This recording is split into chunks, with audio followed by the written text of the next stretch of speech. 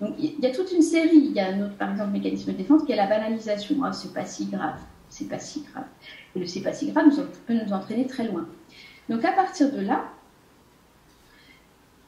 il y a cette fermeture pour les personnes. Il faut bien comprendre que ce n'est pas volontaire, c'est-à-dire que si elles voyaient à ce moment-là la violence de ce qui se passe, et sans doute, j'ai envie de dire, de l'intentionnalité de nuire qui est présente dans ceux qui mettent en scène toute cette situation, ça serait tellement insupportable que leur monde s'effondrerait et probablement elles se désintégreraient sur le plan psychologique.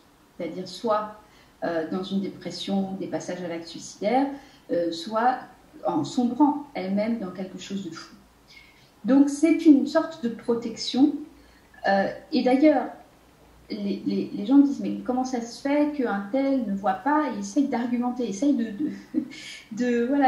et en fait, c'est mettre la représentation insupportable sous le nez de la personne, donc ça ne fonctionnera pas. C'est-à-dire que ça va être encore plus violent pour la personne, donc elle préfère, c'est pas qu'elle préfère, elle ne peut pas faire autrement. On va dire par exemple, si les personnes, elles pensaient qu'elles étaient dirigées par des gentils gouvernants qui voulaient leur bien, c'est plus si sûr, donc ça peut faire s'effondrer complètement leur monde.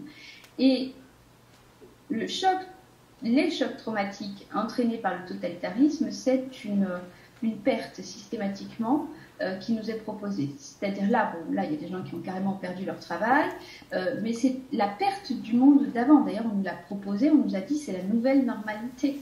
C'est-à-dire que la normalité d'avant n'existera plus. Alors tout en nous proposant un double discours qui est si vous voulez revenir au monde d'avant, il va falloir faire etc. Mais en réalité, ce monde d'avant n'existera plus. Et cette idée peut être absolument insupportable, cette conception de la perte pour le psychisme peut être absolument insoutenable. Et donc, il est, entre guillemets, plus confortable de rentrer dans justement cette séduction qui est si vous voulez revenir au monde d'avant, il n'est pas perdu, revenez, faites ceci, faites cela, etc.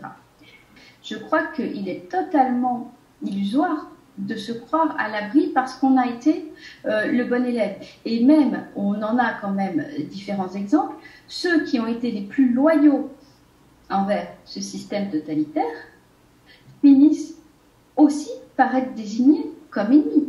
Je crois que c'est important de se mettre en chemin tout seul. Qu'est-ce que ça veut dire? Ça veut dire que, selon mon analyse, si on a affaire à une folie, la priorité, c'est essayer de ne pas rentrer dans cette folie. Et vu la violence de ce qui est perfusé au niveau du politique et du coup qui a fonctionné, c'est-à-dire qui a été assimilé par une grande partie de la société civile, ça va être un exploit, déjà. Et c'est vraiment affolant que nous ne soyons pas affolés. Voilà. Sur tous les plans. De la manière dont l'humanité mène son existence, dans la manière dont on peut laisser des pans entiers de l'humanité dans une détresse effroyable, sans s'en préoccuper le moins du monde. Enfin, voilà, donc